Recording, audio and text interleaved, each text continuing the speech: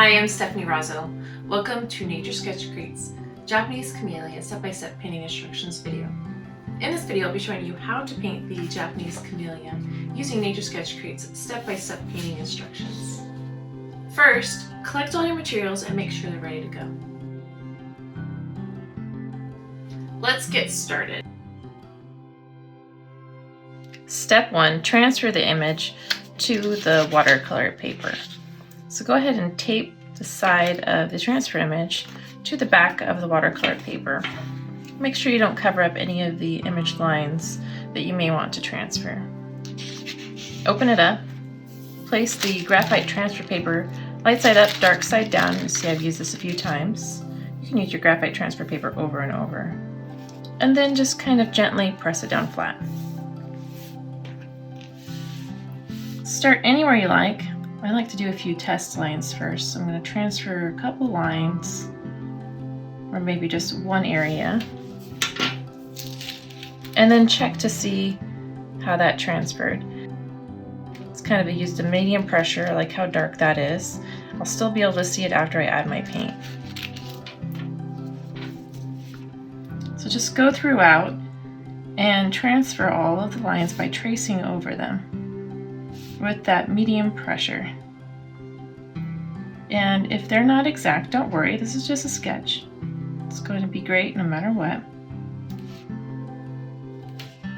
And go ahead and put on a podcast or an audio book or maybe some music, just whatever helps you to relax. And take your time and transfer all these lines.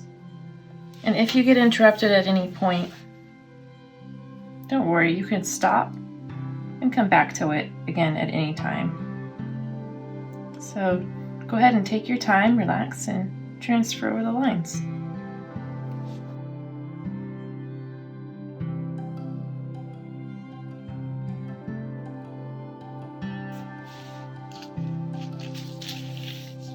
When you have all the lines transferred, go ahead and check a few times to see if you missed anything. I can see I missed a few things.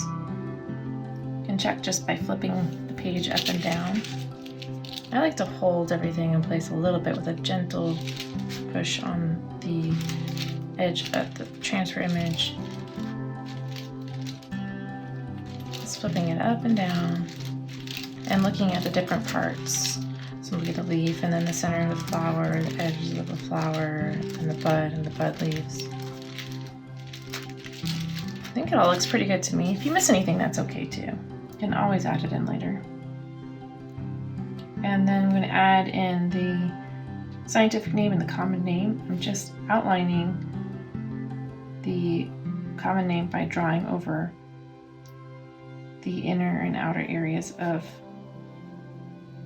the text. So I'm actually drawing on top of the black twice just to cover that inner and outer area, since the text is bigger than the tip of my pencil.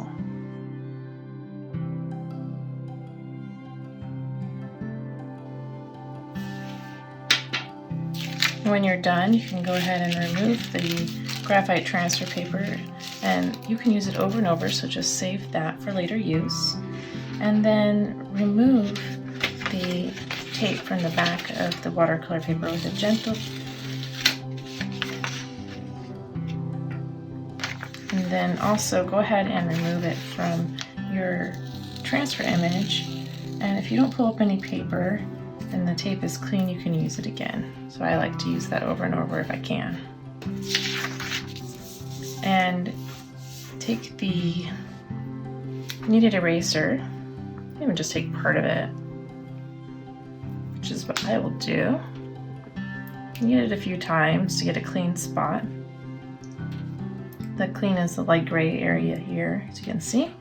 And you can use that to reduce the darkness of these lines that you transferred by just kind of dabbing it or rubbing it over a little bit.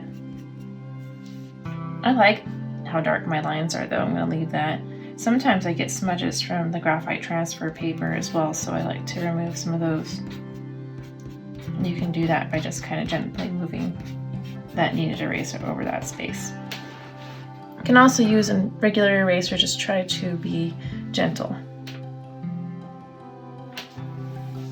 And it looks like I did miss a line. I missed this line right in here, and so I'm just going to roughly draw it in there. And if I missed any other lines, I'll do the same. So I'll just roughly draw in spaces or lines that I missed. Now that I have the image transferred, I'm going to go ahead and move on to step 2.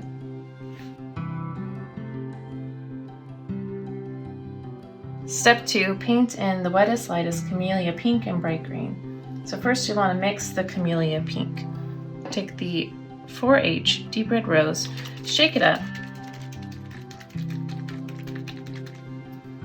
and take 1 drop, it's a very concentrated color, and add it to your palette. Dip your brush in it just a little bit, and take that color to the side and add lots of water. You see it's very, very concentrated, so it takes a bit of water and very little paint to get it to that less concentration, lighter color, which is what we're looking for. We're looking for that wettest, lightest, least concentrated color. Dab it on your towel and test it on your test strip. Adding just a tiny bit more water, keeping it really light. Dabbing it on my towel, and then I'm going to go ahead and apply it to both the bud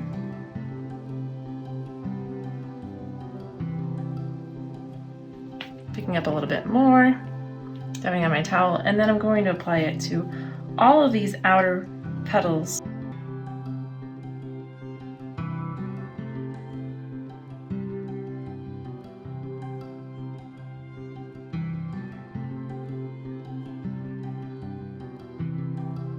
You can paint each petal individually, or you can just move quickly through the petals as one entire shape. But I would stop at the lines if you start running low on paint. I'm running a little bit low, so I'm going to pick up a little bit more, and then I'm going to do the same here.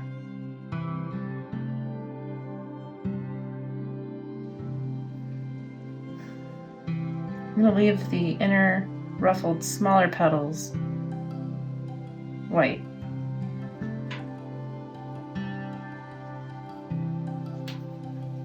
Clean off your brush and then mix the camellia bright green. So take 2 drops of 6H phthalo green. Make sure it's well mixed just in case the pigment has settled. 1, 2, and 5 drops of 25H Hansa yellow medium. Mix that as well. 1, 2, 3, 4, 5. And mix it up. And add a little bit of water from your brush. If you're using a regular paintbrush, just pick up a little bit of water and add it in. Clean off your brush. I'm going to use the wettest, lightest. You want to get just a little bit of it. Pull it to the side. Add some water to it, maybe a little bit more. Not enough paint to be able to cover that area. You don't want to have to add too much water to get it light.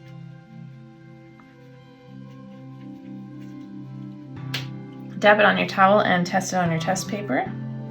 That looks really good to me. So I'm going to go ahead and add that to the leaves and the end of the bud here.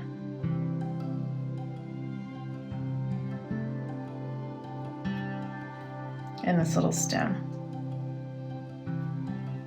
I'm just going to cover the entire area of each leaf and stem with one single layer of paint. This works best if you take one space at a time. And if you get out of lines, don't worry too much. Make this perfectly imperfect.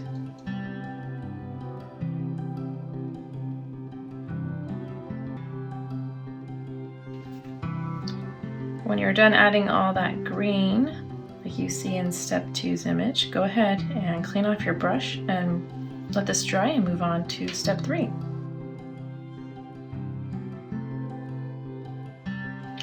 Step 3, paint in the wettest, lightest Camellia yellow. So first, go ahead and mix the Camellia yellow. Take 1 drop of that, add it to your palette, dip your clean brush in it, and pull a little to the side and add lots of water to get a really light, faint color. Dab it off on your towel. So I have a little bit of green in there, but it's not showing too much. Dab it on the towel and check it again. Once you have a color you like, check it. It should be fairly faint. This is a little too faint. It's not supposed to be a really dark, deep yellow at all, just barely there, almost white. So I like that. I want a little bit of color. I like that one. It's all about the same. That one's a little fainter. And then I'm going to add that just to all those center petals, kind of wrinkly looking. Clean off my brush, let it dry, and move on to step 4. Step 4, paint in driest, darkest Camellia pink. So I'll add a little bit of water to that Camellia pink I first put in my palette. That way I can spread it around. Dab it on my towel and check it on my paper. And it feels a little grainy still, so I add a little bit more water. That way it moves well on my paper when I apply it. Dab it on my towel, check it on my test paper again, so it's still very dark and concentrated, but it moves a little bit better. So I'm going to pick up some more, dab it on my towel, and I'm going to add this to 1 petal at a time.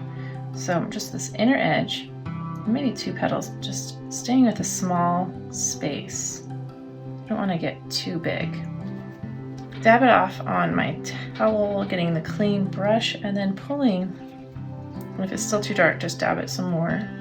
Pulling it to that outer edge, working with this whole space as one. Still too much paint, just clean your brush off a little bit more by applying some more water to it on the towel. And then you can have a nice gradient from a dark to a very light. So again, working on just 1, maybe 2 petals at a time, most. Put some paint on the outer edges. Clean your brush off really well. Take that clean brush and kind of move that paint up. I have a little less paint this time and that works out better. Creating a gradient. And if it's not dark enough, you can always add just a tiny bit more just by putting it in there while it's wet, if you like, and it adds a little bit more of a gradient. And then again, doing the same thing, just taking that clean brush and pulling it up, unless you like the way it looks when you just add the water without pulling it up. So those are all pretty dark. Add a tiny bit at a time, and again, just let it come to the edges of that petal.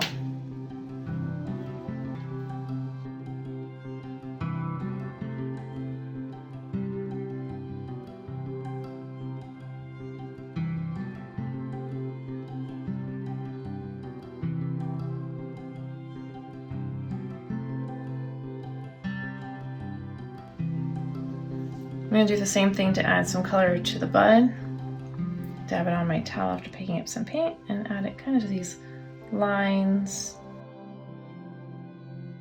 lower edge.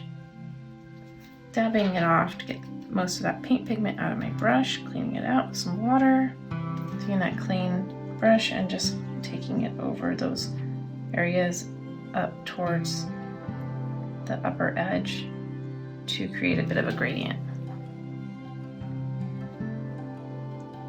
Cleaning off my brush and moving on to step 5.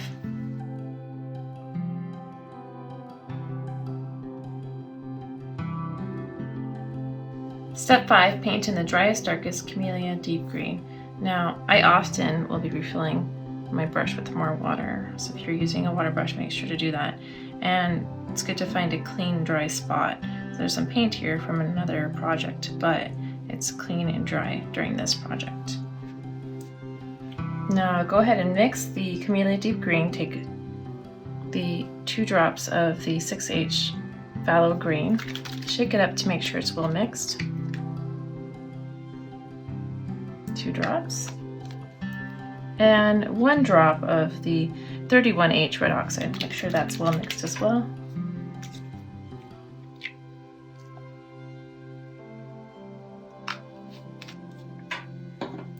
Go ahead and add a bit of water from your brush so that it works smoothly over your paper when you're adding it to your painting.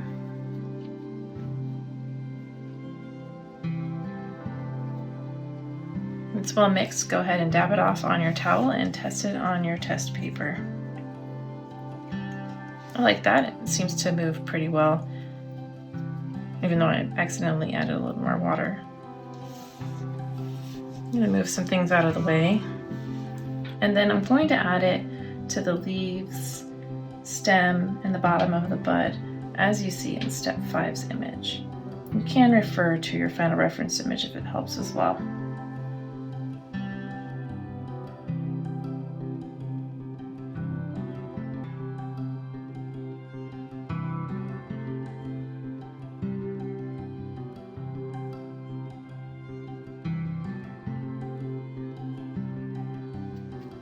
When you're done, go ahead and clean off your brush, let it dry, and move on to Step 6. Step 6, paint in Camellia red and deep green. So first mix the Camellia red by adding 3 drops of the 31H red oxide to your palette. 1, 2, 3. More of this because it tends to get a little grainy. I just want to make sure enough pigment gets into the palette. Go ahead and mix it up. Take some to the side and add lots of water to it. Maybe not too much. Get it wet. Add it to your paper. A little more water because it's pretty grainy. Check it on your paper again. It looks like the right color to me. So I'm going to go ahead and use that color to outline the center petals in the image as you see in Step 6 in your final reference image.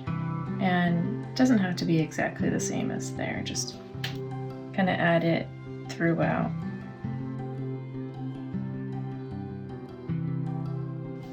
Once you've done that, go ahead and clean off your brush. And as long as your leaves are dry, you can test that by just kind of dabbing them. You can go ahead and add more of the deep green color, picking it up by adding a little bit of water in your palette, dabbing it off on your towel, and then reapplying it to your painting again. That's just going to add some deeper contrast. If it's not dark enough, you can always pick up a little bit more and try it again. And add it to your image, the leaves and the stem and the bud as you see in your final reference image and the image in Step 6 to add a little bit more contrast with darker areas.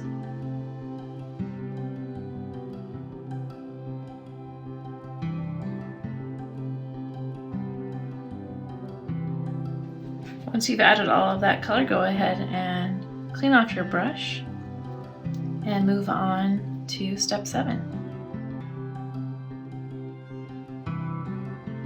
Step 7, add ink lines. I'm going to use the 005 black micron to go ahead and add the first ink lines, making sure that it's dry throughout by dabbing it.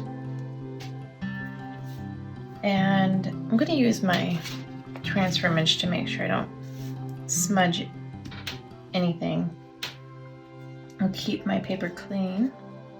And I'm just going to go throughout and redraw all the lines I drew when I transferred the image. This is why you want to be able to see those transfer lines. You can also redefine the lines based on where your paint ended up. This painting is your unique image, so go ahead and make sure you make it yours by adding those lines based on where the paint ended up when you painted it. And it's a stylistic choice as to whether you want some paint outside the lines or all the paint inside the lines. It's up to you. I am using my final reference image as well to help me figure out where to add these lines.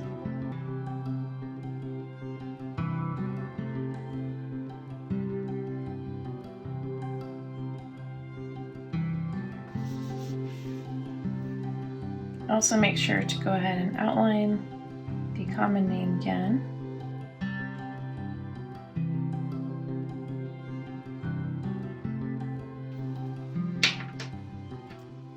Moving on to the 01 black micron pen. And I'm going to go ahead and write in the scientific name again. And then I'll just add a few thicker lines, such as to the bud.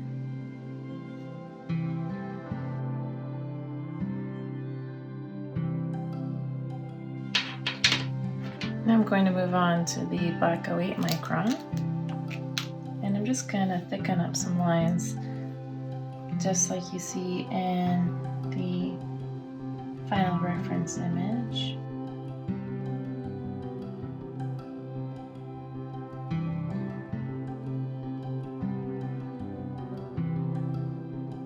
And I like where this is at, so I'm going to leave it just like this.